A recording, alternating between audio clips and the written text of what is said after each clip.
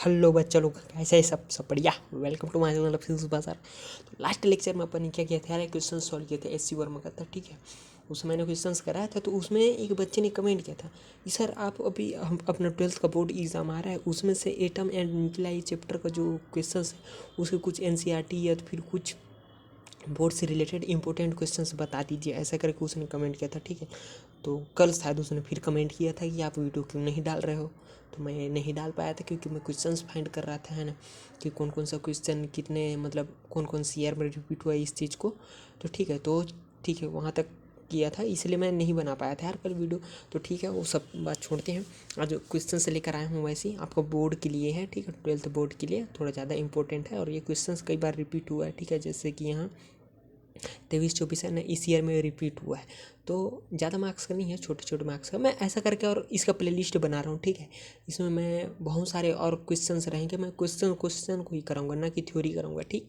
कौन कौन सा क्वेश्चन रिपीट हुए उसी चीज़ को सॉल्व कराऊंगा, ठीक है।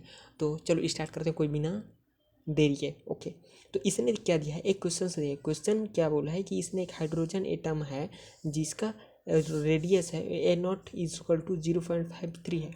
तो इस तरह से इसने दिया है, ठीक है। अब है इसने करने क्या बोला है कि Li2+ ion in third orbit. इसका इसने क्या बोला है कि इसका आपको रेडियस फाइंड करना है, ऐसा इसने बोला है, ठीक है। तो ये जैसे मैंने यहाँ बताया है, क्या ये वो हर रेडियस इससे रिलेटेड वाला क्वेश्चन है, उसमें से ये क्वेश्चन है और ये आया है, ठीक है। मैं ऐसा नहीं बना हूँ इसी तरह से आया है, नहीं भाई, ये क्वेश्चन से रिपीट हुआ है इसमें 23-24 में, इसलिए मैं इसको बता रहा हूँ, ठीक है। तो थोड़ा इंपॉर्टेंट हो जाता है, तो बेसिकली तो आज इंपॉर्टेंट क्वेश्चन ही बताऊँगा, ठीक है। तो स्टार्ट करते हैं। तो सबसे पहले तो सोल्यूशन अपना समझ आएगा, सोल्यूशन। उसके बाद गिवन क्या दिया है, N0 = 0.53 एंगस्ट्रम। ये है क्या, एंगस्ट्रम। बहुत जगह क्या दिया रहता है ना कि 0.529 दिया रहता है, ठीक है, ऐसा भी दिया रहता है, लेकिन इस राउंड ऑफ करके उसको 3 कर दिया, 3 एंगस्ट्रम। कोई दिक्कत नहीं होना चाहिए, नहीं है, ठीक। उसके बाद इसने क्या बोला है कि 3 ऑर्बिट, यानी कि N = 3। एन क्या बताता है हमका, और नंबर ऑफ ऑर्बिट बताता है, ठीक है। किस ऑर्बिट की हम बात करना चाह रहे हैं उस चीज़ के बारे को कौन बताता है, एन बताता है। तो N = हमने क्या लिया, 3 लिया, ठीक। इस तरह से हमने लिया, तो ठीक है, कोई दिक्कत नहीं होना चाहिए, ठीक। तो हम जानते हैं, क्या जानते हैं हम लोग, Li2+ हैज़ Z = 3। Z = 3 मतलब जो लिथियम है उसका जो नंबर है, क्या बोलते हैं, परमाणु नंबर, ठीक है, एटॉमिक नंबर, वो क्या है, 3 है, ठीक है। इसमें 3 प्रोटॉन होंगे, इसका एटॉमिक नंबर क्या है, 3 है 3, ठीक। और एन क्या है, एन को मैंने तो बता ही दिया, ऑर्बिटल नंबर एटॉम का रहता है उस चीज़ को बताता है, ठीक। तो यहाँ इसका एटॉमिक नंबर भी 3 है यार, 3 दे दिया है, और इसका वो भी 3 दे दिया। तो अब इसका हमको क्या फाइंड करना है, रेडियस फाइंड करना है। रेडियस फाइंड करने के लिए क्या करते हैं, Rn = N²/Z इस तरह से लेते हैं, ठीक है।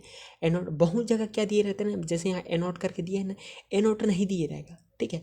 मतलब जब आप पढ़ोगे तो उसमें आप एनोट लगाओगे, ऐसा ज़रूरी नहीं है। आपको क्या बताए होंगे कि 0.53 × N² इस तरह से करते हैं, है ना, इस तरह से भी बहुत लोग को बताए होंगे।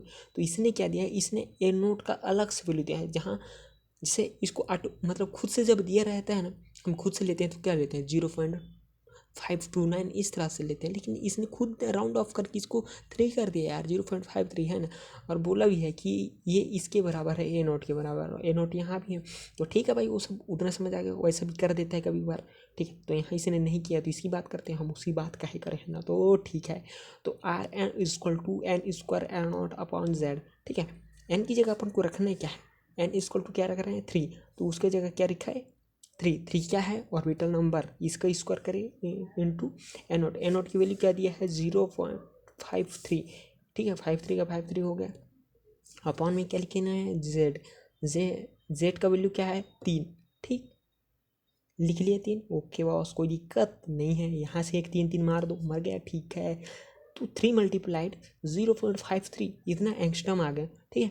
एंगस्ट्रम इधर नहीं लिखा हूँ, अंतिम में लिख दिया। तो R3 यानी कि इसको जो थर्ड ऑर्बिटल रहेगा, कहाँ से थर्ड ऑर्बिटल, न्यूक्लियस से जो थर्ड वाला ऑर्बिटल रहेगा उसका जो वैल्यू रहेगा वो कितना आएगा, 1.59 एंगस्ट्रम, ये आएगा, ठीक है। ये इसका आंसर रहेगा, यानी कि इसका जो न्यूक्लियस से इसका थर्ड ऑर्बिटल तक का जो दूरी रहेगा उसका रेडियस का दूरी, ठीक है, मतलब रेडियस की लंबाई वो कितना रहेगा 1.59 एंगस्ट्रम, ठीक है।